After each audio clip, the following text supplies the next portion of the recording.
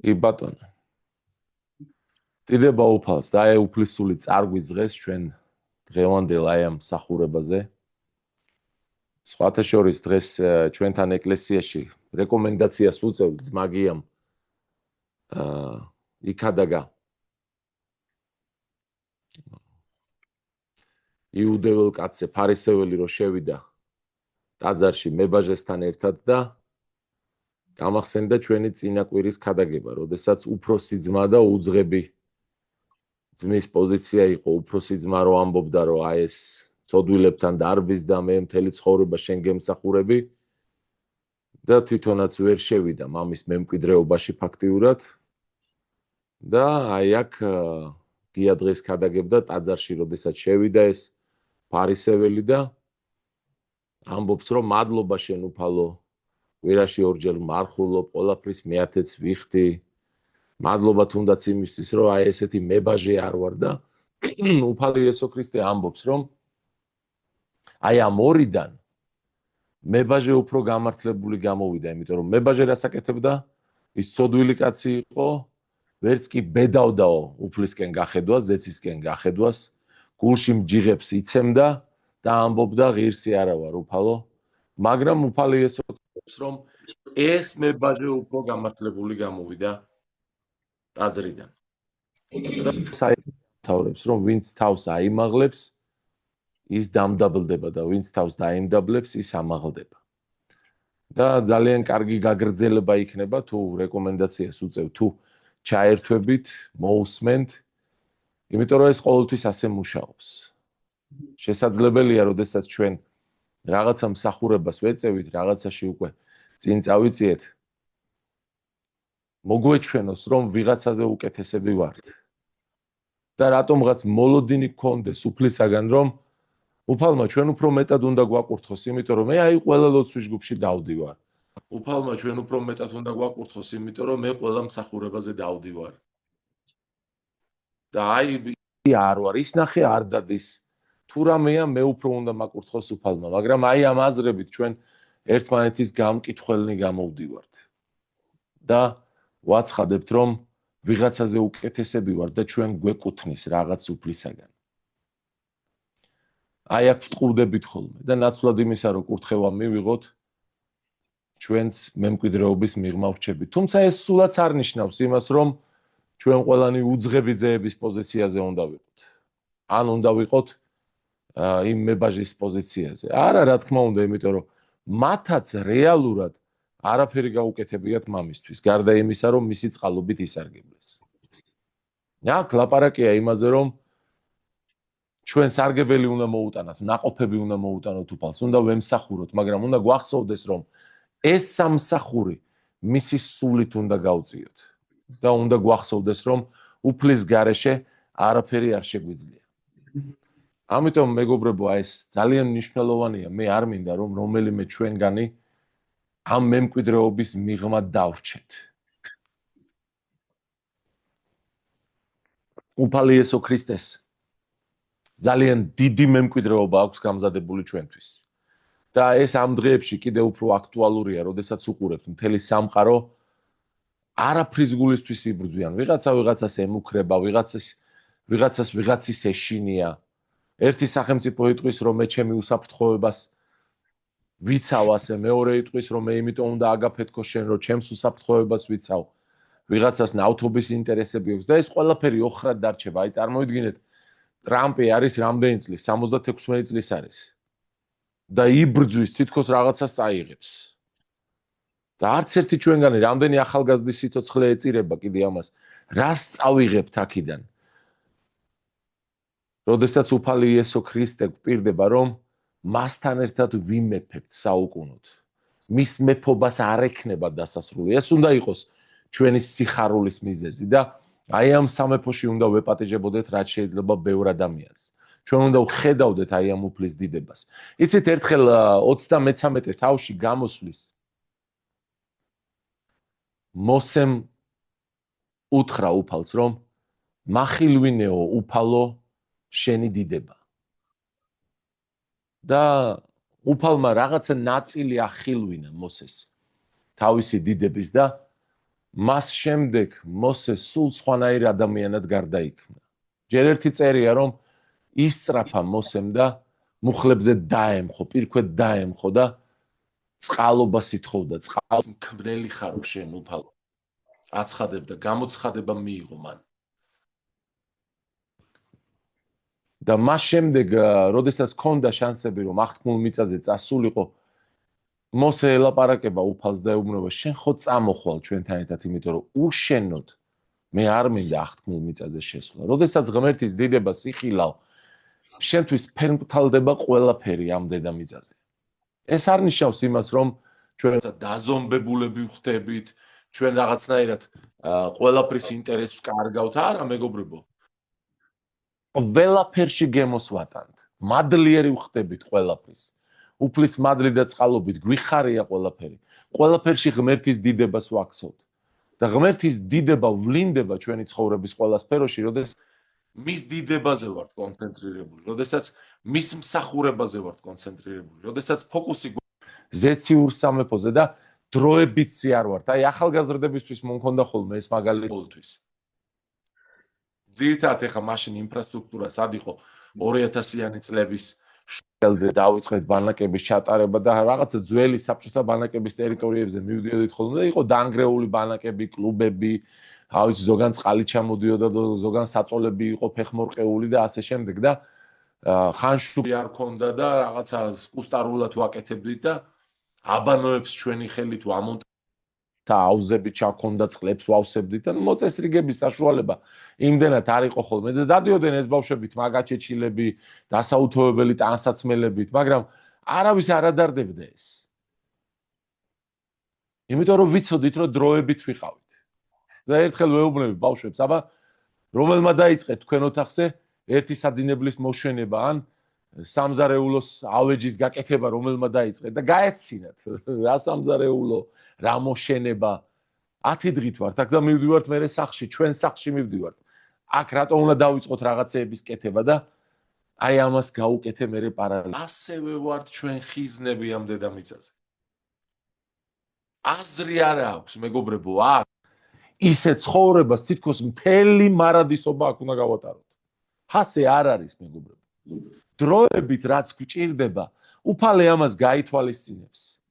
მაგრამ ისინი ვინც მოახერხებენ და თავის ფოკუსს შეინარჩუნებენ ღმერთის დიდებაზე, მართულ სამეფოზე, ისინი სულ სხვანაირ თავისუფლებაში იცხოვრებენ. ისინი სულ სხვა მოწოდების სიმაღლეზე იქნებიან. ისინი სულ სხვანაირად გამოსაყენებელი ჭურჭლები იქნებიან ღმერთის ხელში. ღმერთის დიდება მათ არ მიატოვებს. იმიტომ რომ უფალს ასეთ ადამიანებთან თანამშრომლობა არ უჭირს და აი ძველი აღთქმიდან მინდა წავიხო ერთი მონაკვეთი.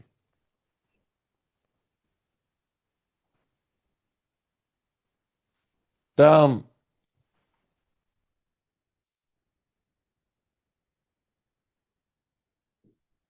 წავიდა ოღონ სულ მიქრება.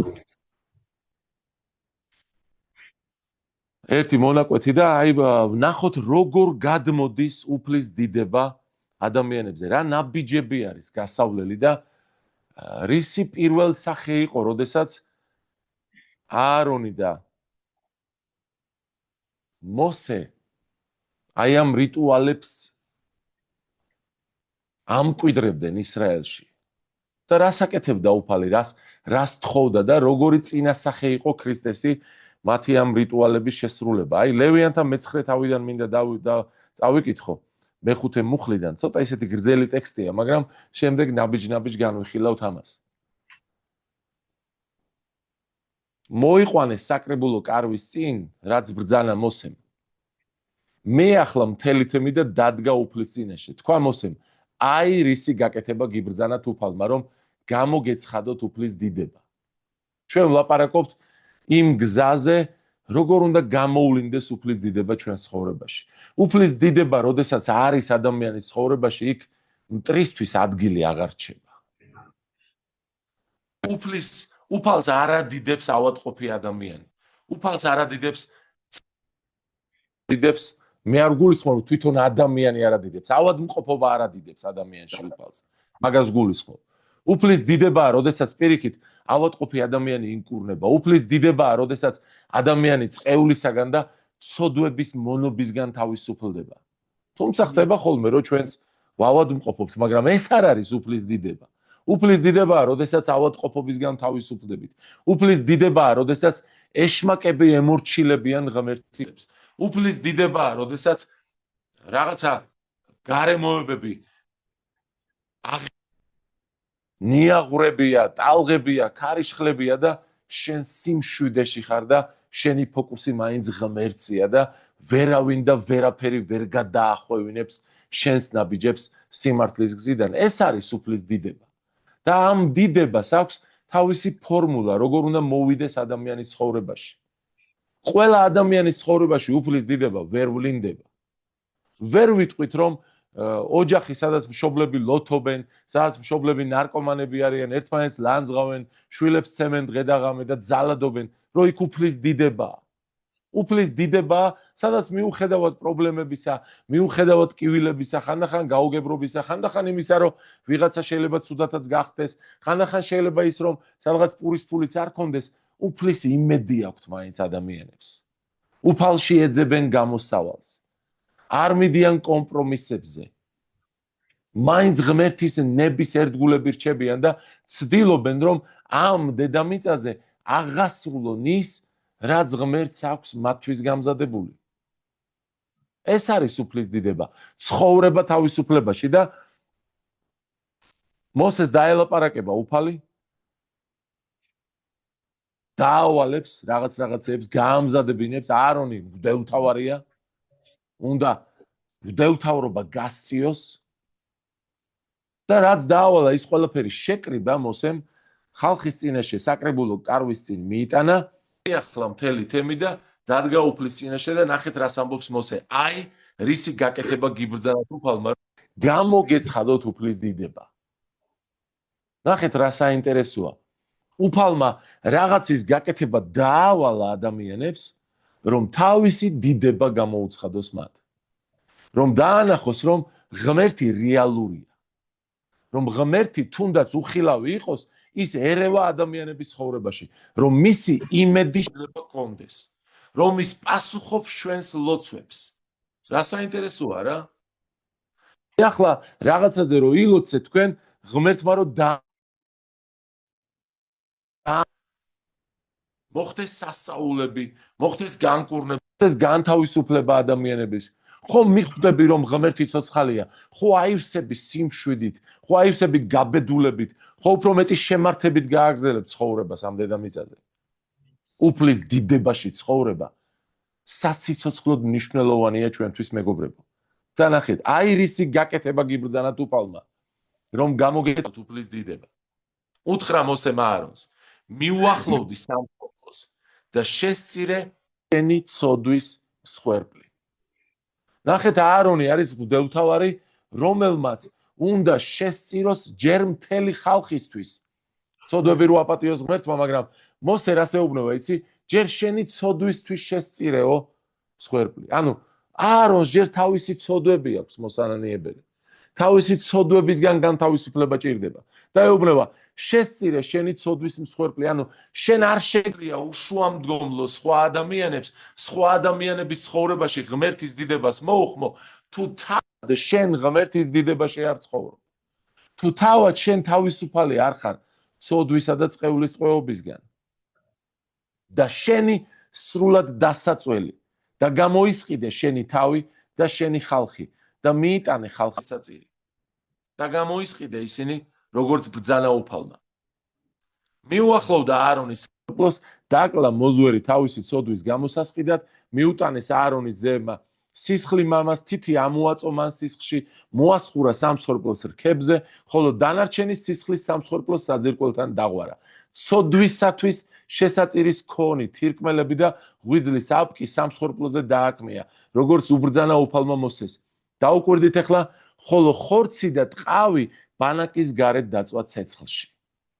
გახსოვთ მე იქ მოციქულები ამბობენ, აი როგორცო მღვდელმთავრისთვის ცოდვის შესაწირი რომ დაიკლაო და რომ შეიწირა, დარჩენილი ტყავი, შიგნეულობა ბანაკის გარეთ გაიტანესო და დაწვესო და ჩვენი უფალი იესო ქრისტეც როგორც მსხვერპლისათვის შესაწირი ქალაქის გარეთ ბანაკის გარეთ იქნაო გაყვანილი და იქ იყო ჯვარცმული და მოკლული ჩვენთვის ეს იესოს წინასახე იყო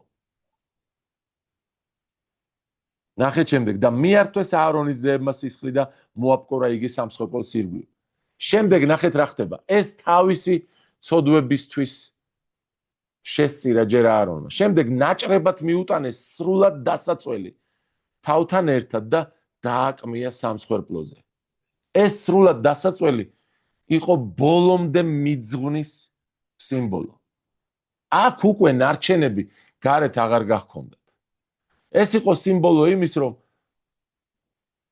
ადამიანი ბოლომდე უნდა მიძღვნილიყო ღმერთისთვის ესეც ერთ-ერთი პირობაა იმისა რომ ღმერთის დიდება გამოვლინდეს ნახეთ აქ უკვე შიგნეული გარეთ კი არ გაიტანა გარეცხა შიგნეული წვივები და დააკმია სრულად დასაწველთან ერთად სამსხვერპლოზე შემდეგ მიიტანა ხალხის შესაწირი აიყვანა თხა ხალხის ცოდვის მსხვერპლად დაკლა და შესწირა ცოდვის მსხვერპლის მსგავსად მიიტანა სრულად დასაწველი და აღასრულა რჯულისამებრ ხედავთ თავისთვის მიაქვს ცოდვის მსხვერპლი სრულად დასაწველი ანუ ბოლომდე მიუძღვნა თავისთავი ღმერთს ამით რას ეუბნება იცით ღმერთო მე აღარ ვცხოვრობ ჩემთვის მე შენ გიძღვნი ჩემს ცხოვრებას ამის მერე ეძლევა უფლება როდესაც საკუთარი თავი გამოისყიდა ცოდვებისგან და საკუთარი თავი მიუძღვნა ამის მერე ეძლევა მას ძალაუფლება ხალხის ცოდვებისთვისაც შესწიროს მსხვერპლი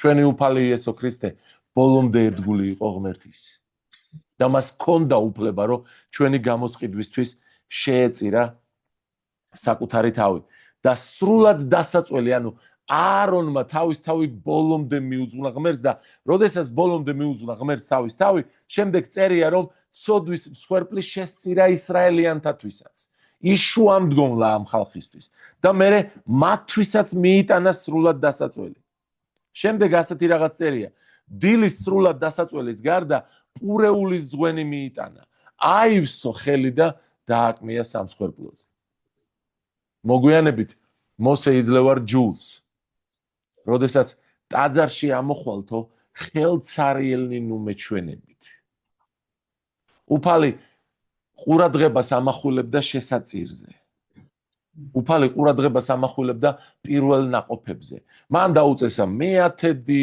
შესაწირი ადამიანები წელიწადში რამოდენიმეჯერ ადიოდნენ ტაძარში მიჰქონდათ მსხვერპლები პირველი მოსავლიდან მეორე მოსავლიდან მეათედები შესაწირები და იმდენად შესაწირის რაოდენობაზე არ იყო ყურადღება გამახვილებული თუმცა ესეც მათემატიკურად იყო გამოანგარიშებული რამდენადაც მნიშვნელობა ჰქონდა იმას რომ ადამიანის გული და გონება არ ყოფილიყო დაიმედებული თავის სიმდიდრეზე იესო ქრისტემ ერთხელ თქვა რა ძნელიაო მდიდარში ათლემი უფრო ნემსის ყუნწში ვიდრე მდიდარი ადამიანი ცათა სასუფეველში გახსოვთ ხო ეს შედარება რომ მოიტანა იესო ქრისტემ და მოციქულება თქვენს კი მაგრამ აბა ვიღაც შეუძლიაო გადარჩენა მაშინ და აი აქ იესო ქრისტემ ძალიან მნიშვნელოვანი რემარკა შემატა ძნელიაო მათთვის ცათა სასუფეველში შესვლა ვინც სიმდიდრეზეა დაიმედებული ნახეთ მეგობრებო უფალი რატომღაც ითხოვს შესაწირს როგორ წარმოგიდგენიათ ახლა ისრაელიანებს ან მორწმუნეებს რომ თუნდაც აი შესაწირის ყუთში ვაგდებთ რაღაცას ან ხორბალი რომ მიქონდათ აი პური გამომწვარე აქ წერია დილის მსხვერპლთან ერთად პურეული შესაწირით მიიტანაო რა ქნა უფალმა ეს პური აიტაცა და ზემოთ თვითონ შეჭამა უღრა გემრიელი ფუნთუშა პური მომიტანესო ამაზე იყო საუბარი რა თქმა უნდა არა უფალი სხვა ადგილას ამბობს მე თუ მომშივდება თქვენ არ მოგთხოვთ ჩემია ყველა ვაცი ყველა ხარი დედამიწის მთელი სისავსე ჩემია თქვენ არ მოგთხოვთ მე თუ მომშივდა არ ამბობს რომ მშივდებაო პირობითად ამბობს თუ მომშივდაო წარმოგიდგენიათ აბა რაში აქვს საქმე იმაშია რომ ადამიანი როდესაც ახერხებს შესაწირის გაღებას ეს ამით აჩვენებს ნდობას უფლისადმი. ჩვენ ამ საკითხს კიდე შევეხებით, მაგრამ რადგან ვკითხულობ, მინდა რომ ძალიან გრძელი ტექსტია და მინდა რომ თან ცოტა სინათლე შევუმატო. პურეულის ზღვენიც მიიტანა აი ამ სრულად დასაწველის გარდა. აივსო ხელი და დააკმია სამსხვერპლოზე. დაკლა მოზვერი და ვერძი სამშვიდობო შესაწირად ხალხისთვის. ნახეთ, ცოდვების შესაწირი, სრულად დასაწველი, ცოდვების ნარჩენები ბანაკს გარეთ გაქონდათ, მაგრამ სრულად დასაწველი ბოლომდე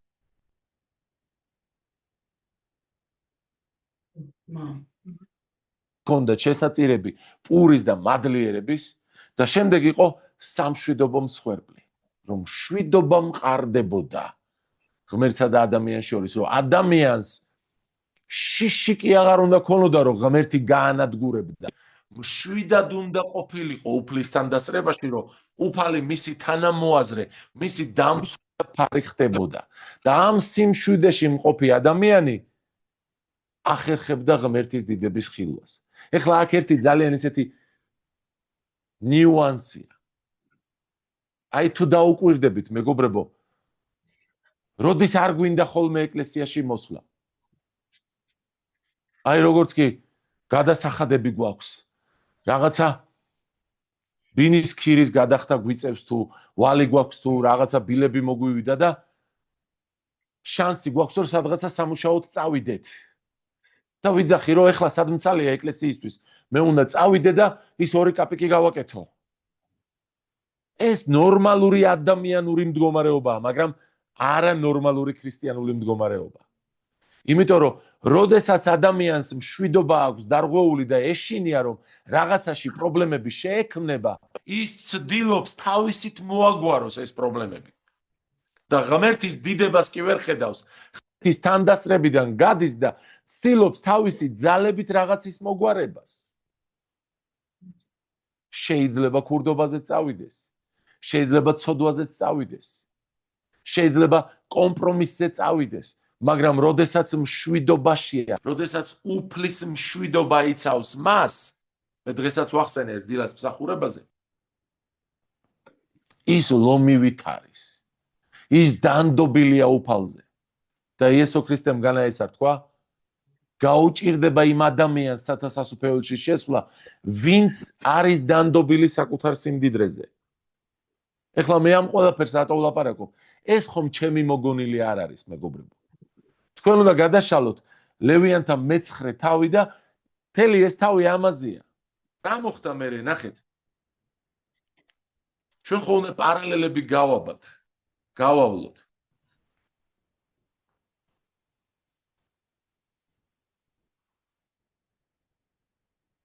ვერძი სამშვიდობო შესაწირად ხალხისთვის და მიართვეს აარონის ძეებმა სისხლი და მოაპკურა იგი სამსხვერპლოს ირგვლივ.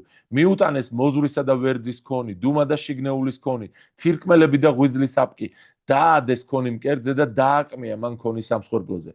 შერხევით შეარხია აარონმა უფლის წინაშე მკერდი და მარჯვენა ბეჭი, როგორც უბრძანა მოსემ, როგორც მოსეს ქონდა ნაბრძანები უფლისგან. და აღაპრო აარონმა ხელები ხალხისკენ.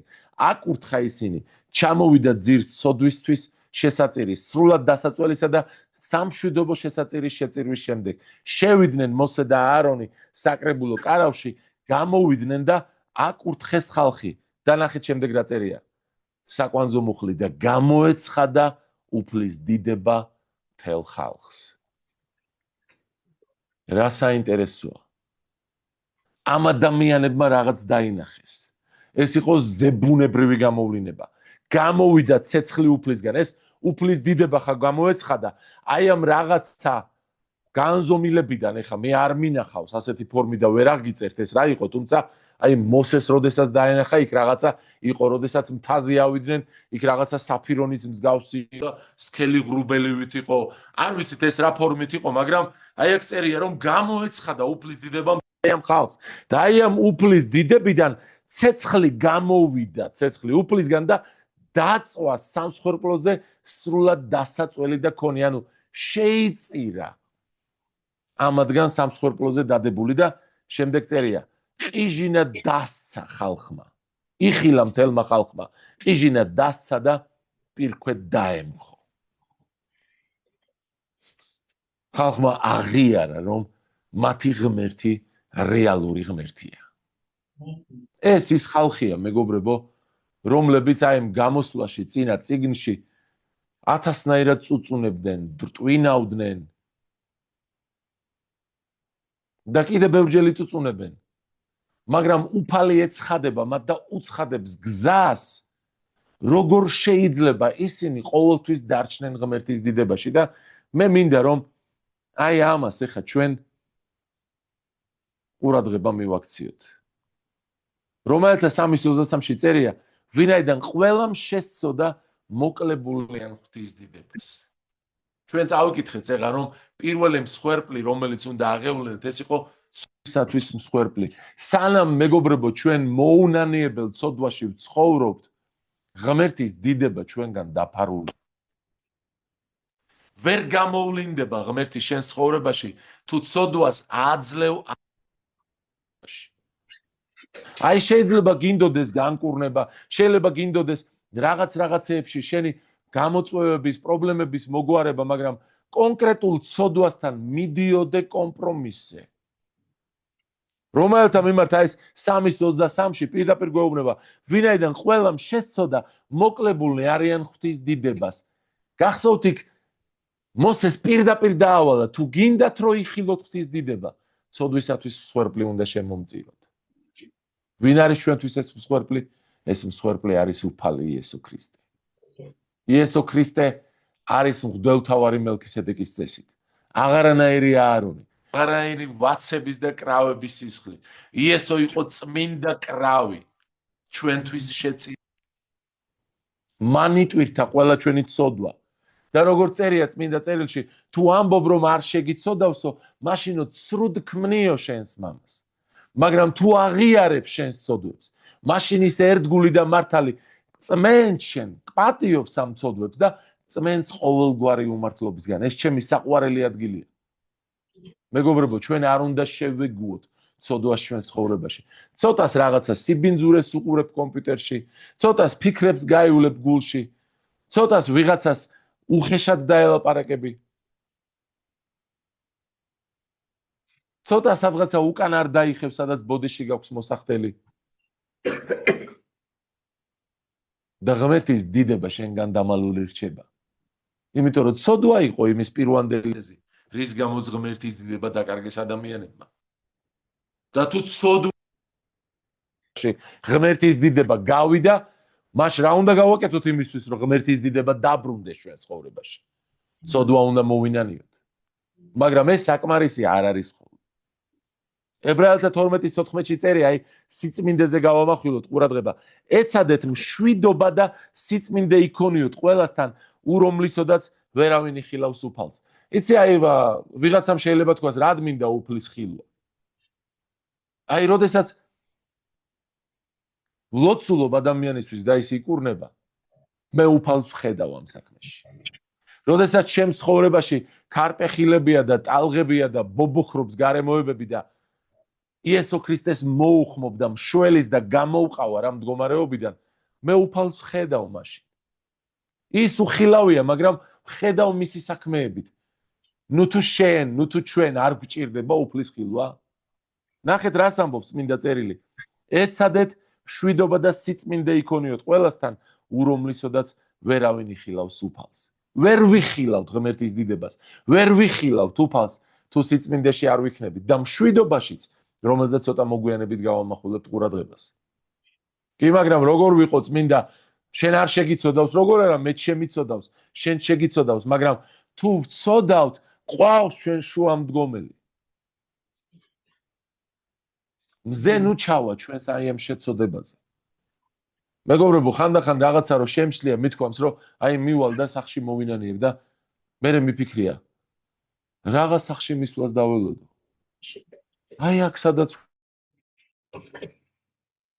ვეთყვი უფალს უფალო მაპატიე შევწოდე შენი ძვირფასი სისხლით როგორ წერია რა რომლებიცო ირეცხდნენ თავიანთ სამოსელს კრავის სისხლით იწმენდნენ, იქათქათებდნენ, თოვლზე უფრო სპეტაკი და სუფთარიო მათი სამოსელი. აქ ლაპარაკი იმაზე არ არის, რომ ისინი არასოდეს დასრულან.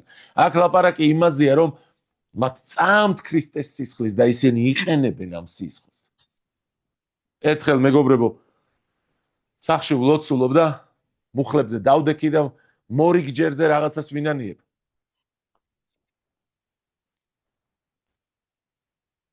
და უფალს ვეუბნები, უფალო, გამწმინდე შენი ძვირფასი სისხლი და უცებ რაღაცნაირი შიში მოვიდა ჩემზე.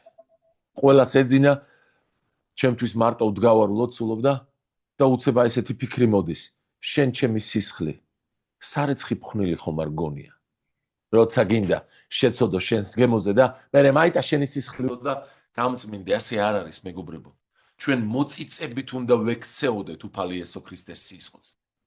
თუ იესო ქრისტეს სისხლს ჩვენ ვიყენებთ იმისთვის, რომ ჩვენი გულისთქმები დავიკმაყოფილოთ, თუ ჩვენ ეგოისტურად ვუდგებით და ვიყენებთ ამ უდიდეს მსხვერპლს, რომელიც გაიღო იესო ქრისტემ იმისათვის, რომ კვლავ ჩვენს გულისთქმებში ვიცხოვროთ, ის ბრიყვი და უგუნური არ არის.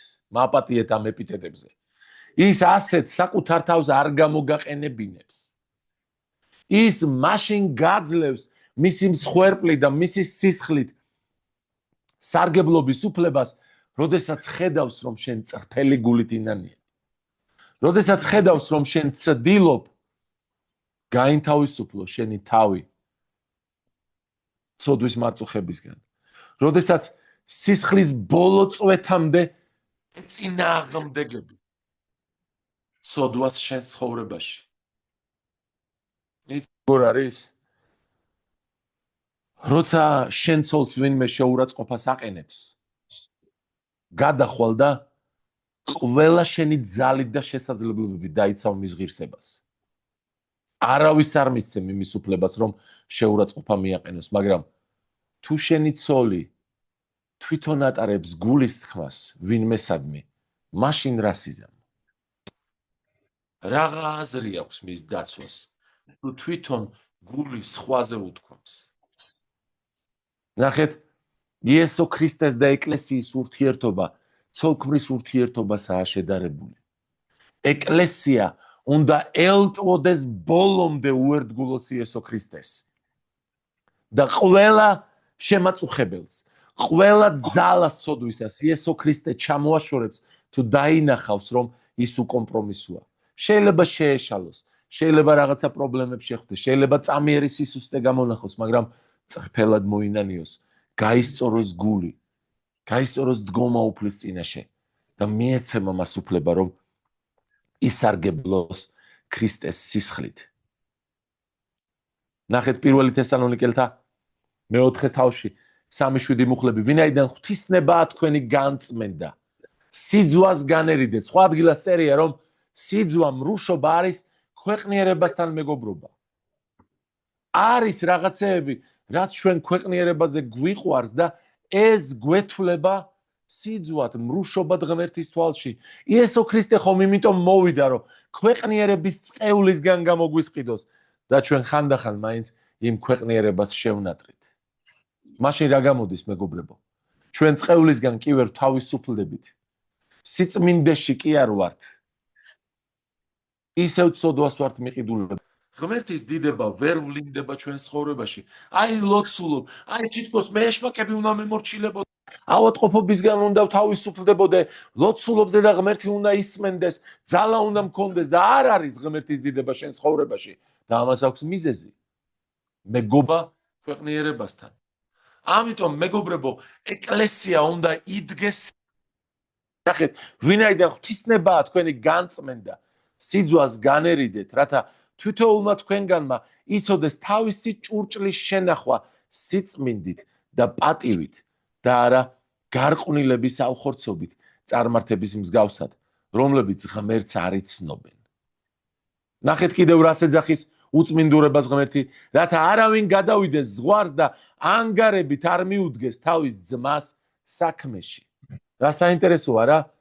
აი გელაპარაკები რაღაცას და უფალი ჩემს გულს უყურებს, ანგარება ხომ არ მომოძრავებს. რაღაცას რო გელაპარაკები, შენგან რაიმე გამორჩენა ხომ არ მინდა. უფალი ამასაც ხედავს. რა მაგარია რა, გარედან შეიძლება არაფერი გემჩნეოდეს, მაგრამ ჩვენ გვყავს სული წმინდა, რომელიც ჩვენი გულის ფიქრებს ამოწმებს, ზედამხედველობს და გეუბნება, გინდა იხილო ჩემი დიდება?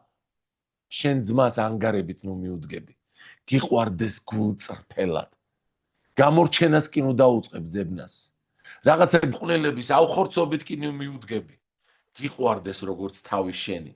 ვინაიდან ასე წერია, არ მიდეს თავის ძმა საქმეში ანგარებით, ვინაიდან შურის მგებელია უფალი ყოველივე ამის გამო, როგორც ადრე გითხარით და დაგიმოწმეთ, რადგან ღმერთმა უწმინდურებისკენ კი არა, სიწმინდისკენ მოგვიწოდა. ვითომ არაფერი მეგობრებო, მაგრამ ღმერთი ყურადღებას აქცევს თქვენ შორის ურთიერთობებს. როგორი ტონალობით ველაპარაკებით ერთმანეთს? ხომ არ ვაძლევთ ერთმანეთთან უხეშობის უფლებას? ზემოდან ხომ არ უყურებთ ერთმანეთს? ხომ არ მიგვაჩნია რომ ვიღაცაზე უკეთესები ვართ? ჩვენს ხუმრობაში რაიმე ღვარძლი ხომ არ იმალი? მეგობრებო, მოდი ვიფხიზლოთ ამაზე. გვინდა ვიხილოთ ღმერთის დიდებას. გვინდა ჩვენს ლოცვას უფალი პასუხობდეს.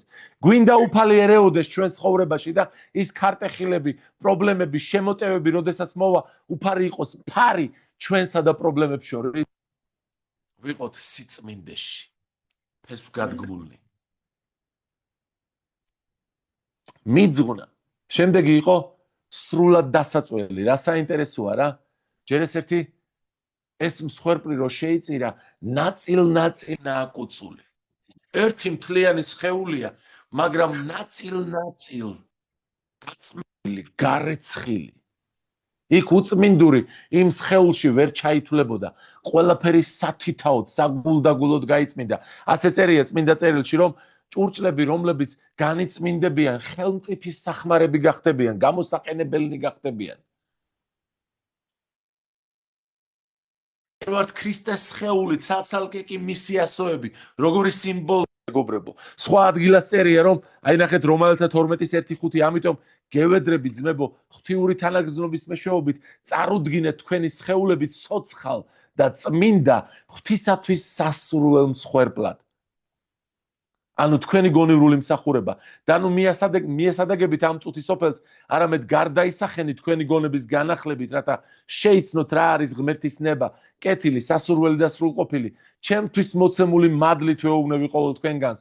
თქვენს თავზე იმაზე მეტად ნუ იფიქრებთ, ვიდრე უნდა იფიქროთ, არამედ იფიქრეთ თავმდაბლურად, იმ რწმენის საზომით, ღმერთმა რომ გიწილად და თითოეულს, რადგან როგორც ერთ სხეულში გვაქვს მრავალი ასო, თუმცა ყველა ასოს ერთი და იგივე საქმე როდი აქვს, ასე ჩვენც მრავალი ერთ სხეულს შევადგენთ ქრისტეში, ხოლო ყოველი ჩვენგანი ასოები ვართ ერთი მეორესთვის. როგორც კი შენ იფიქრებ, რომ მე უფრო მნიშვნელოვანი აი ამ საკრებულოში, მაშინვე შენ სხეულის საწინააღმდეგოდ იწყებ მოქმედებას. იმიტომ რომ ნახე რას გვეუბნება, ჩვენ ყველანი ერთი სხეულის ნაწილები ვართ. ჩვენ ყველა ერთ მისიას ვემსახურებით. და თითი ვერ იტყვის, რომ მე ცხვირი არ მჭირდება. იმიტომ რომ თიც რაში ჭირდება პრინციპში ცხვირი, მაგრამ ვინმე თუ ცხვირი გადამიკედა და სასუნთქი, ეს თითიც უნაყოფო იქნება. ცხვირი ვერ იტყვის თვალს არ მჭირდებიო.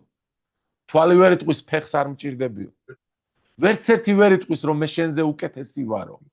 ვერ იტყვის, იმიტომ რომ სრულფასოვანი სხეული მოქმედი, ნაყოფიერი მაშინ არის, როდესაც მისი ყველა ასო არის განკურნებული მოწოდების სიმაღლეზე, გაწორთნილი იმისთვის, რომ შეასრულოს თავისი მოწოდება. პატარები როგორები არიან? ჯერ ფეხებს ვერ იმორჩილებენ, ენას ვერ იმორჩილებენ, რო იბადებიან თავიდან კნუტებივით, ვერც კი ხედავენ. ნელა-ნელა ყველაფერი მოდის მოქმედებაში, იწურთნება, სწავლობენ თითების დამორჩილებას. იცით, ვისაც შვილები გაგიზდიათ, რომ თავიდან ხელებზე, ხელთათმანებსაც კი უკეთებენ, რომ თავისივე ფრჩხილებით სახე არ დაიკაწროს ბავშვმა. წარმოგიდგენიათ? ვერ იმორჩილებს, მაგრამ როდესაც იზრდება სხეული, რაც უფრო იზრდება, რაც უფრო ასოები შეთანხმებულად მუშაობენ ერთმანეთში, სწავლობენ ერთმანეთის მომსახურებას, აი მომშივდა, კუჭი მიყმუის, პირი ამბობს, მე მზადა ვარ, გადავსანსლო, ის საკვები, რომელსაც ხელი მომაწვდის. და ხელი იძახის, თვალი რო დამანახებს სადდევს ის ხელი მჭადის ნაჭერი, ავიღებ და პირს ჩაუდებ. კბილები დაღეჭავენ და კუჭი აღარ იყმულებს. ხვდებით როგორ მუშაობს ეს ყველაფერი? ცოტა სასაცილო მაგალითი კი მომაქვს, მაგრამ ჩვენ ერთმანეთს ვჭირდებით. და როდესაც მზად ვართ ერთმანეთი, პაწუას მოშივდა უკვე მე მგონი. როდესაც მზად ვართ ერთმანეთს მოვემსახუროთ, მეგობრებო. მაშინ ღმერთი დიდდება. ის კი არა, კაცო, ეხლა ლიკამ რა იცი სიმღერის მე უფრო კარგად ვღერი ვარ და მაიკომ აღარ ამღეროს ლიკა მერე ვთქვა სიტყვაზე. მერე რუსიკო მოვიდეს და პირველი მე მოვედი დღეს პიანინოსთან, ამიტომ მაიკო და ლიკა კი არა, მე ვიმღერებ დღეს. ითი ვარ თქვენზე ნაკლები და წავიდეს ჩხუბი და მთელი ამბავი. არა მეგობრებო, ჩვენ ერთმანეთის შრომაც უნდა დავაფასოთ. კრიჭაში არ უნდა ჩაუდგეთ ერთმანეთს. იმიტომ რომ როდესაც ვიღაცას ვაკრიტიკებ, ამით ვამბობ რომ მე მასზე უკეთესი ვარ და მაშინვე ბალანსი ირღვევა, მაშინვე ბოლომდე მიძღვნილი კი არ ვარ, საკუთარი თავის რეკლამას ვეწევი. აი აქ კი წერია რომ ჩვენ ერთმანეთს უნდა დავეხმაროთ. ნახეთ, ცოცხალ და წმინდა ღვთისათვის სასურველ მსხვერპლის მოტანაში. აუ დღეს რაღაცა ვერ თქვი კარგი სიტყვა, ვერ იმღერე, ვერ ილოცე. სკამები ვერ დაალაგე ბიჭო, ტყუილად გახარ მან. მოდი ყველამ ერთმანეთს დავეხმაროთ იმაში, რომ ღმერთისათვის სასურველი მსხვერპლი მოვიტანოთ. მიუძღვნათ ჩვენი თავები ბოლომდე ღმერთს. ნახეთ, ეს ჩემი საყვარელი ადგილია და თქვენთვის ადრეც მithქვამს. 1 კორინთელთა 10:31. ამიტომ ჭამთ, სვამთ თუ სხვა რამეს აკეთებთ, ყველაფერი აკეთეთ ღვთის სადიდებლად. ეს იყო ბოლომდე მიძღვნა. მეგობრებო, შეიძლება უფლისთვის ჭამაც და სმაც. დიახ, როდესაც უფლისთვის ცხოვრობ, ყველაფერი გეთვლება უფლის დიდებაში, იმიტომ რომ ჭამას და სმაც ღმერთმა მოიფიქრა. შენ ამ ჭამითა და სმით შეგიძლია ადამიანის გადარჩენას მოემსახურო. შეგიძლია გაიმაგრო შენი სხეული. შეგიძლია ვიღაცას ღმერთის დიდება ათქმევინო. ბოლომდე მიძღვნა. აი მე ერთხელ მამხილა კიდეც ღმერთმა. შენო ჭამაო, ყოველდღიური ჭამა ზეიმად გაქვს გადაქცეული, იმიტომ რომ ჭამა ძალიან მიყვარს. და სახში რომ მივიდოდი ხოლმე დაღლილი მაკოს ვეთყოდი, მაკო აბა ერთი გამიშალე და წინ მაგიდა მქონდა ესეთი ტელევიზორს შავთავდი, დამილაგებდა და საათნახევრიანი ჭამა მიდიოდა და ეგ არ არისო შემაგრებისთვის ჭამა. რა თქმა უნდა, მეგობრებთან ერთად კარგია დროსტარებაც, ჭამაც, მაც და გართობაც. მაგრამ ეს არ უნდა იყოს ყოველდღიური რაღაცა განცხრომა. ჭამა კარგია სხეულის გამაგრებისთვის და თუ იმდენს ჭამ უკვე რომ შენი სხეული ვეღარ ერევა და პრობლემები შეგექმნა, ესეც დასაფიქრებელია, მეგობრებო. ნახეთ გალატელთა 2:20-ში წერია, ქრისტესთან ერთად ვარ ჯვარცმული. მე უკვე აღარ ვცოცხლობ, არამედ ქრისტე ცოცხლობს ჩემში. ახლა რომ სხეულში ვცხოვრობ, რწმენით ვცოცხლობ ღვთის ძეში, რომელმაც შემიყვარა და თავი მისცა ჩემთვის. ეს არის ბოლომდე მიძღვნის მაგალითი. ახალი მორწმუნე რო ვიყავი, მე მეგონა რომ ეს იყო მორწმუნეობის ბოლო სტადია, ყველაზე ძლიერი სტადია. რამოდენიმე წელიწადი გავიდა და მივხვდი რომ ეს დასასრული კი არა დასაწყისია. სანამ საკუთარი თავისთვის ცხოვრობ, სანამ კომპრომისზე მიდიხარ, სანამ იმას ცდილობ რომ ქრისტე შენთვის გამოიყენო, არაფერი არ გამოვა შენგან. მაშინ იწყება ღმერთის დიდების გამოვლინება შენ ცხოვრებაში, როდესაც შენ შეძლებ თქვა, აღარ მინდა ჩემი თავისთვის ცხოვრება. ჩემთვის პატივია ქრისტესთვის ცხოვრება. გახსოვთ აი ამას წინათ იმ მუხლზე გავამახვილეთ ყურადღება, ხო? მათეს მე-11 თავი იყო 29 მუხლი თუ არ ვცდები. ზიდეთ ჩემი უღელიო. მოდითო ჩემთან ტვირთმზიმენო და მაშვალო. აიღეთ ჩემი უღელი და ზიდეთ და პოვებთო თქვენი სულის სიმშვიდეს. მაშინ იწყება ნამდვილი ცხოვრება ღმერთის დიდებაში, როდესაც შენ უკვდები საკუთარ თავს, აი როგორც აქ წერია, ქრისტესთან ერთად ვარ ჯვარცმული, მე უკვე აღარ ვცოცხლობ. ანუ ჩემი მიზნებისთვის აღარ ვცოცხლობ. არა, აღარ გინდა მანქანა ძმაო, კი როგორ არ მინდა, მინდა, როგორ არ მინდა. მაგრამ თუ მანქანა იმდენად მინდა რომ ქრისტეს დამავიწყებს, ან ქრისტეს ცნებასთან კომპრომისზე უნდა წავიდე, მაშინ აღარ მინდა. არ გინდა კარგი სამსახური. როგორ არ მინდა კარგი სამსახური? მინდა, კარგი სახლიც მინდა, ყველაფერიც მინდა, რაც კარგია, მაგრამ თუ ეს ყველაფერი ჩადგება ჩემსა და ქრისტეს შორის, მაშინ არ მინდა. იმიტომ რომ იესო ქრისტეს არ უთქვამს, რომ არ უნდა ყავდეს კარგი ვირი, ან არ უნდა ქონდეს კარგი სახლი. იესომ თქვა, ჩემზე მეტად არაფერი არ უნდა შეიყვარო. ეს თქვა იესო. ანუ მოუკვდიო საკუთარ თავს, ჯერ ის გააკეთე, რაც მე მჭირდება. გახსოვთ მოწაფეები მივიდნენ იესო ქრისტესთან და უთხრეს, უფალო, მოგვიმატე რწმენა, იმიტომ რომ შეხედეს, იესო ქრისტეს განსაკუთრებული რწმენა ჰქონდა. ილოცებდა ხალხი ინკურნებოდა, ილოცებდა ბრმებს თვალები ეხილებოდათ, ილოცებდა მკვდრები ცოცხლდებოდნენ, ილოცებდა ეშმაკები განიდევნებოდნენ და ჩვენც მოგვიმატე რა იესო რწმენა. და იესო ეუბნება ერთ ასეთ იგავს. მონები რო ყანიდან დაბრუნდნენ და შიოდეთ. რას ეტყვის ბატონი? მიდით ჭამეთ ბიჭებო, შქარა მოგშივდათო არა? ეტყვის ჯერ პირსახოთ შემოკრული, მე მომემსახურეთ, მე მომიმზადეთ ჩემი. და მერე თქვენთვისაც გაიმზადებთ რამეს. და იესო ქრისტემ ამით რა უთხრა? მე ვარ თქვენი ბატონი. ჯერ ჩემი ნება აღასრულეთ და მერე მიხვდები, როგორ უნდა შეისრულოთ თქვენი სურვილები და ოცნებები.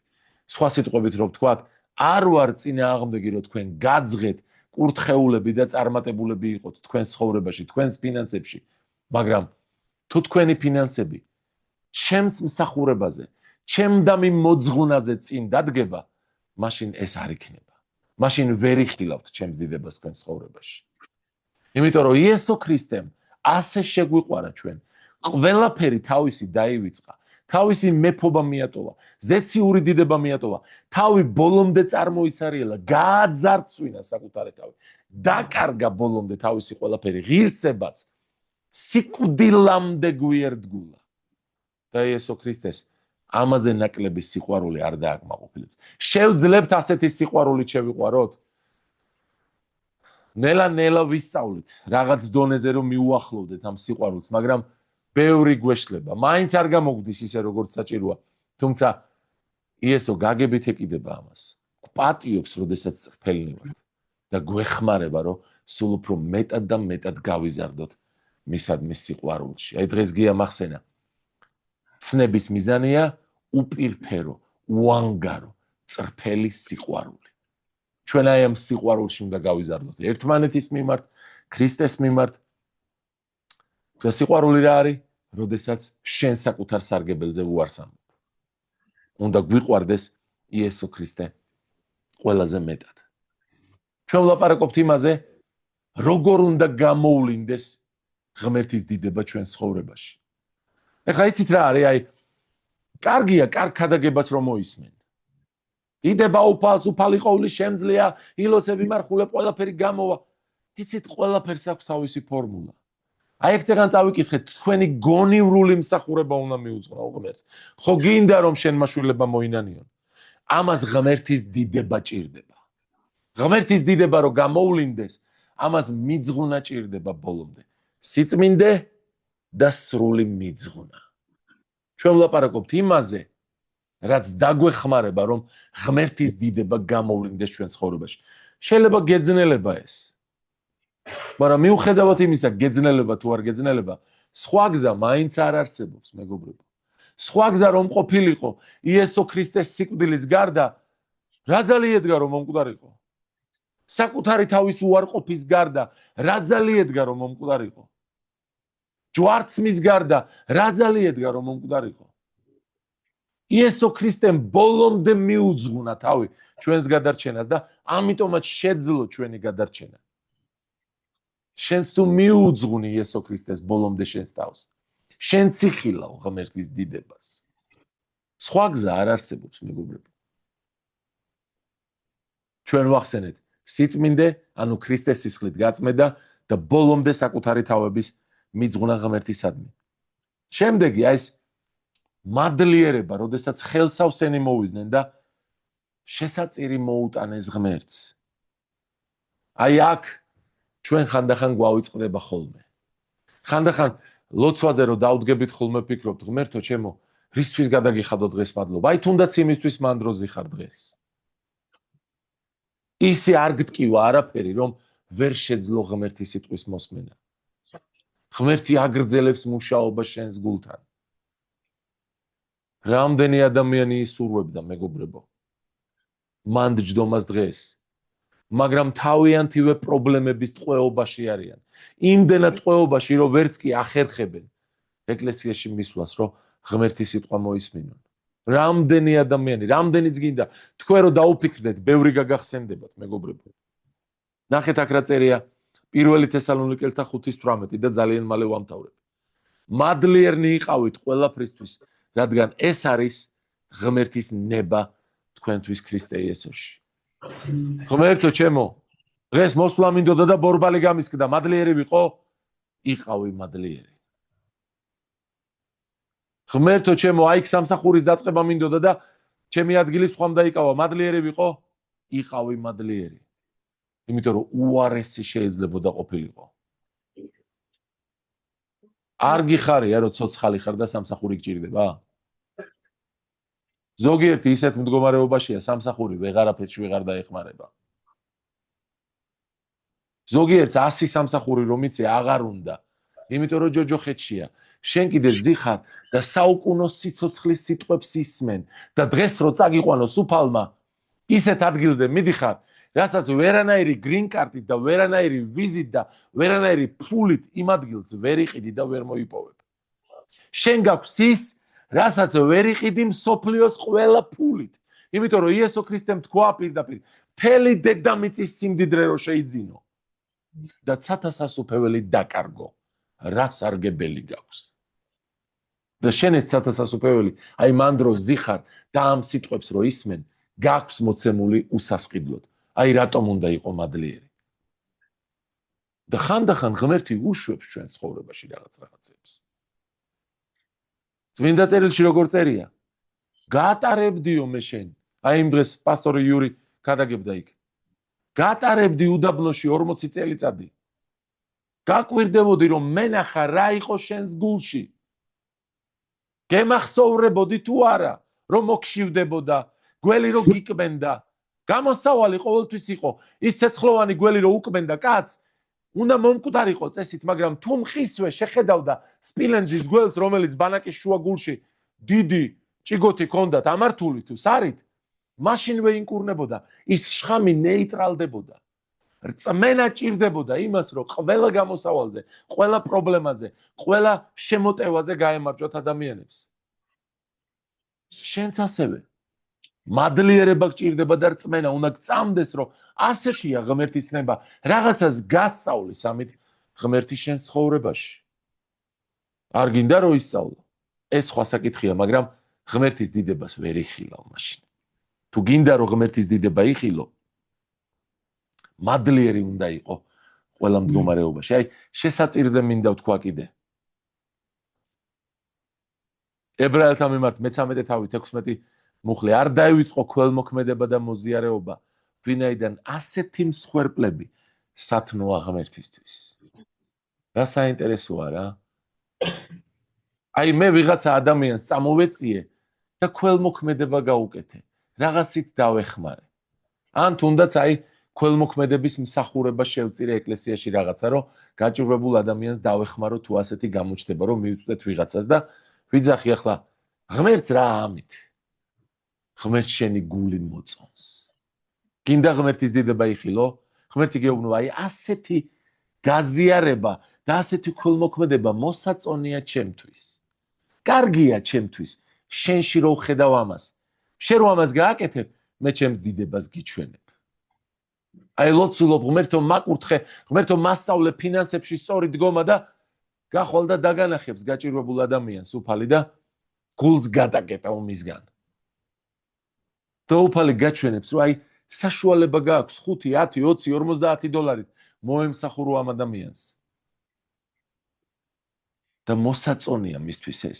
ერთი ადგილი მინდა გავიხსენო, აი სოლომონმა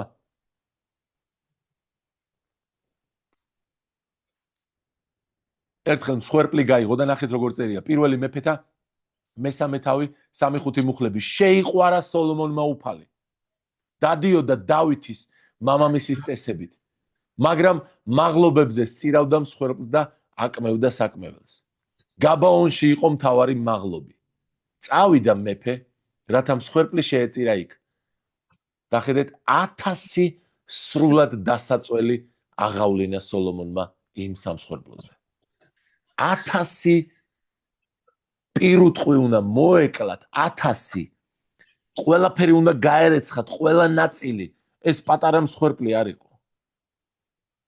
და ეს შესწირა და ნახეთ მე რა წერია. აღავლინა სოლომონმა იმ ღამით სამსხვერპლოზე. ღამით სიზმარში უფალი გამოეცხადა და გაბაონში სოლომონს და უთხრა ღმერთმა, თხოვე რაც გინდა, რომ მოგცე. აი არ ვიცი, ჩვენთვის ეს რისთვის დაიწერა. არის ხოლმე მომენტი, როდესაც ძალიან გჭირდება, რომ ღმერთი ჩაერიო შენ ცხოვრებაში. გახსოვდეს, რომ ეს შეიძლება გააკეთო განსაკუთრებული შესაძირით. მე არ გეუბნები, რომ მაინც და მაინც იქ მიიტანო, ან იქ მიიტანო, ან სადმე მიიტანო. შეეკითხე ღმერთს რა უნდა გააკეთო. ღმერთო, მინდა გასიამოვნო. აი მაქვს $500 და რა გავაკეთო ღმერთო. აი ერთხელ მე ძალიან მიხარობდა საზღვარგარეთიდან ჩამოვედი, პატარა ბიჭი ვარ 23 წლის, მაშინ ჯერ ეს ვიდეო კასეტები და ტელევიზორები იყო და ჩამოვიტანე, ოცნებად მაქვს ბინა ვიყიდე, რემონტს ვაპირებ და მაგარი ტელევიზორი და ვიდეო მაგნიტოფონი ჩამოვიტანე და უცება ესე მომინდა რომ ვადიდო ღმერთი და რა გავაკეთო და გულში ჩამედო რომ აი ეს ტელევიზორი და ვიდეო მაგნიტოფონი შემეწირა ეკლესიისთვის. და მე ვთხარი, აი ამ ვიდეო მაგნიტოფონმა ღმერთის ქადაგებები უნდა აყურებინოს ხალხს. აღარც ვიცი საწავიდა მე ის, მაგრამ მე შევწირე ის, რაც მქონდა გულში. კრიტიკულ სიტუაციებში ხო რაღაცებს აკეთებდა უფალი ისე რომ მეტყოდა აი ეხლა ეს მესიამოვნება. ახლაც როდესაც ვდგავარ, ხო არის რაღაცები რაც მაქვს ჩემს ცხოვრებაში. ყოველდღე ვცდილობ ჩემი გული ვაფხიზლო და ვეუბნები ხოლმე. ის რაც ჩემთვის ძვირფასია. უფალო, ჩემი არ არის, შენია. დროებით ვაკონტროლებ. შენ თუ მეტყვი, რასაც მეტყვი, იმას გავაკეთებ. გახსოვთ ხო ერთხელ უფალმა როგორ შეამოწმა ჩემი ეს ხმამაღალი განცხადებები, მოყოლილი მაქვს თქვენთვის. ესე ვლოცულობ ახალი მორწმუნე ვარ ღმერთო, რასაც მეტყვი იმას გავაკეთებ და აი ახალი ჩამოსული ვარ, ახალი მორწმუნე ვარ და ახალი ნაყიდი მაქვს ბინა. აქედან ჩანს ის ბინა ეხლა ჩემი ფანჯრებიდან და უცებ უფალი ელაპარაკება ჩემს გულს და მეუბნება, აი რო გთხოვო. გაყიდე შენს ბინას და ფულს ეკლესიაში შეწირავ. არც ვიცნობ კაცო ვინები არიან ეს. ოლეგი, გია მორწმუნე კი გავხდი, იმიტომ რომ ღმერთმა ჩამოვლო ქვეჩოში ხელი და მიმიყვანა ამ ეკლესიაში, სხვა გზა არ დამიტოვა და ეს ხალხი ვინ არის, რა არის, რას აკეთებენ, წარმოდგენა არ მაქვს. 2 კვირა გაჩუმებული ვიყავი. ფიქრობდი. ვიყავი გამკეთებელი თუ არა. და ბოლოს მივედი იმ დასკვნამდე, რომ თუ უფალი ამისთანა რაღაცას მთხოვდა, ეტყობა რაღაცა განსაკუთრებული უნდა ქონოდა ჩემთვის გამზადებული. თუ უფალი ამისთანა რაღაცას მომთხოვდა, ქუჩაში ხوار დამტოვებდა, ალბათ მე მაკურთხებდა კიდეც, ვიფიქრე. ეს დასკვნები გავაკეთე წმინდა წერილში. ალბათ ჩემს მშობლებსაც ტვინში რაღაცა აზრს ჩაუდებს, რომ გიჟი არ ვეგონო. ისედაც ძმაკაცები მეუბნებოდნენ ჩაგითრიეს შესაძოდაო მაგ სექტანტებმაო და აუ ეხლა ეს ფიქრებიც მომდიოდა, ეხლა იმასაც გაიგებენ, რომ ბინა გავყიდე და ფული იქ მივიტანე, სუ გაუბერა ამანო. აი 1000 ფიქრები მომდის, მაგრამ თქვი ღმერთო, თავარია ვიცოდე რომ შენ მეუბნები, იმიტომ რომ მე ემოციური კაცი ვარ და შეიძლება ჩემმა ემოციებმა რაღაცა გადამიყვანოს თქო. ვეუბნეოდი. მითხარი უფალო რომ შენ გინდა, ვიცოდე რომ შენ მეუბნები და მე ამის გამკეთებელი ვარ. 2 კვირის თავზე უთხარი და უფალი ისევ დამელაპარაკა. არ გთხოვო, ჩაგეთვალაო. მაგრამ მე ხო ვიცი რომ წრფელი ვიყავი. არის ხოლმე მომენტები, როდესაც უფალი რაღაცას ითხოვს შენგან. და ეს ძალიან მნიშვნელოვანია. ეს სოლომონი რო სოლომონი იყო, 1000 სრულად დასაწველი შესწირა ღმერთს და იმ ღამეს გამოეცხადა უფალი მაინც და მაინც. რატო სხვა დროს არ გამოეცხადა? იმ ღამეს გამოეცხადა და ეუბნება, თხოვე რაც გინდა და მოგცე. ეს ძალიან მნიშვნელოვანია, მეგობრებო. სამშვიდობო მსხვერპლი, ამასაც გეტყვით და შემდეგ დავამთავრებ. ამ მშვიდობაზე ბევრი ვილაპარაკეთ, ხო? იოანეს მე-14 თავში, იოანეს სახარების. ხოლო ნუგეშის მცემელი სულიწმინდა, რომელსაც ჩემი სახელით მოავლენს მამა, გასწავლით და გაგახსენებთ ყველაფერს, რაც თქვენთვის მithქვამს. მშვიდობას გიტოვებ თქვენ, ჩემს მშვიდობას გაძლევთ თქვენ. წუთისოფელი რომ იძლევა, მე ისე არ გაძლევთ. ნუ შეკრთება თქვენი გული და ნურც შეშინდება. აი რაღაცა ბომბები ვიღაცა იმუქრება, ვაიმე დედა ეხა ჩვენ არ მოგხვდეს.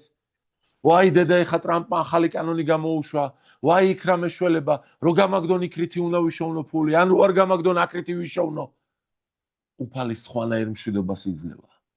მაგრამ ნახეთ აქ როგორ წერია, აქ მთავარი რა არის, იცით? უფალთან მშვიდობის ურთიერთობის აღდგენას თავისი მიზეზი აქვს. შენ შეუძლებელია თუ გეშინია ხვალინდელი დღის, უფალს ამისთანა მსახური არ გამოადგება. იესო ქრისტე კეთროვანს რო დაინახავდა, თვითონ თუ შეეშინდებოდა, ვაი მე ამას ხელი რო დავადო, ეხა კეთრი არ გადმომედოსო, რა მსახური იქნებოდა მისგან. ასეც იტყუებიან ხოლმე ეშმაკები. აი თუ სხვა ადამიანი მე მინახავს ადამიანებს დაუმოწმებია, მე ჩავები სულიერ ბრძოლაში და დავიწყე იქ და ეშმაკმა მე დამარტყა, მოიშორეთ ეგ ფიქრები. იესო ქრისტე ამბობს ასეთ რაღაცას. გველსა და მორიელს ფეხს დაადგამ, შენ კი არაფერი გევნება. ეს მისი აღთქმაა. ეხლა შენ თუ სადღაცა შესწოდე და ვერ მოინანიე, შეიძლება კარი ღია დატოვე რაღაცისთვის. ეს სხვა საკითხია. იმის გამო რომ შენ ვიღაცას ემსახურები, ამის გამო სასჯელი არ მოდის, ამის გამო კურთხევა მოდის. განსაცდელები სხვა რაღაცის გამო მოდის ხოლმე.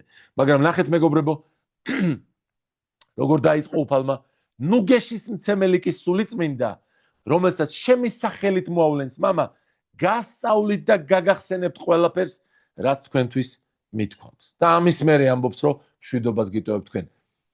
რას გაგახსენებს სულიწმინდა? თუ მისი მსახურება არ გინდა. რას გაგახსენებს სულიწმინდა თუ მისთვის საქმის გაკეთება არ გინდა. მშვიდობა მოდის მაშინ, როდესაც იესოს უღელის ზიდვა გინდა.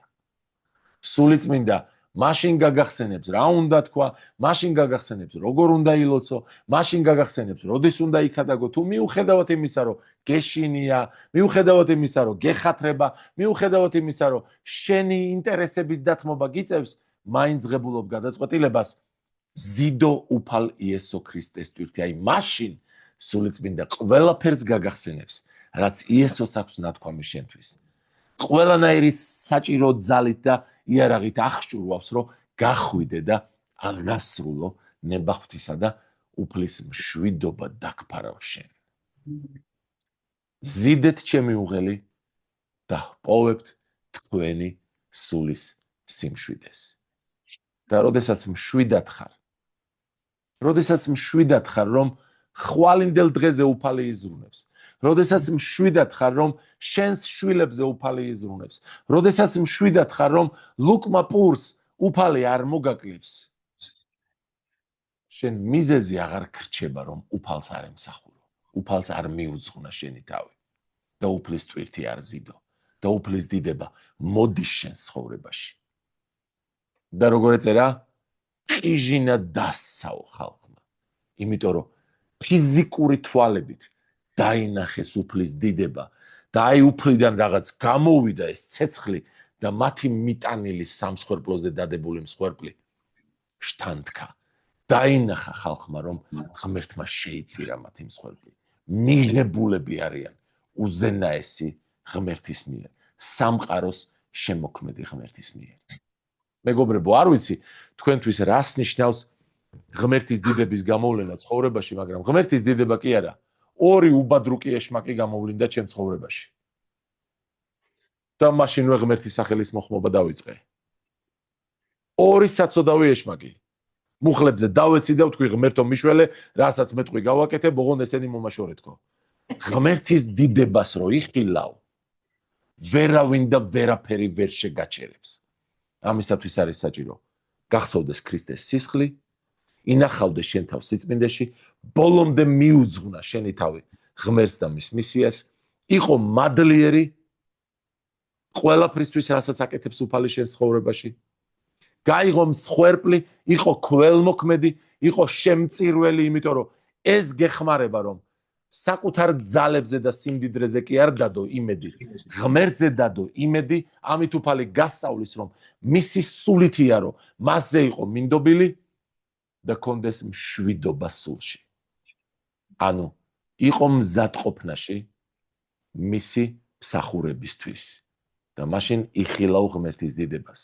და ეს დიდება იქნება შენ ცხოვრებაში სრულყოფილი სიხარულის მომტანი. იმიტომ რომ ხალხმა როდესაც იხილა ეს დიდება, ყიჟინად დასცა და ბოლომდე დანებდა უფალს, იმიტომ რომ პირქვე დაემხნენ და თაყვანისცეს ღმერთს.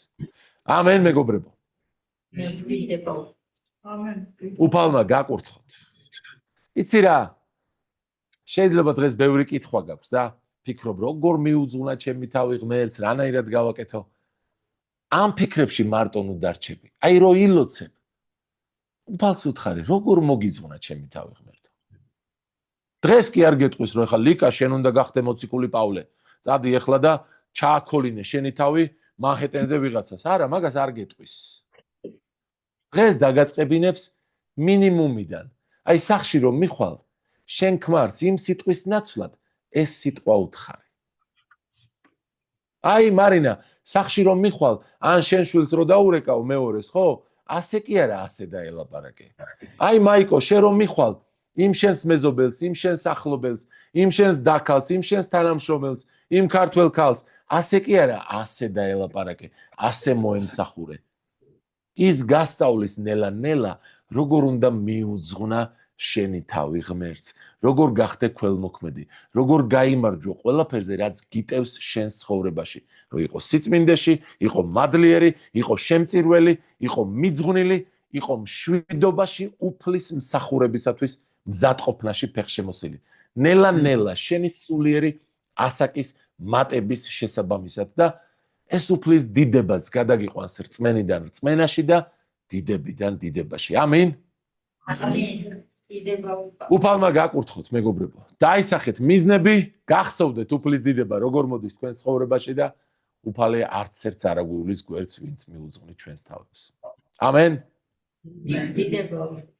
მიყვარხართ ძალიან. ილოცეთ, რომ მალე შევძლოთ თქვენთან ჩამოსვლა.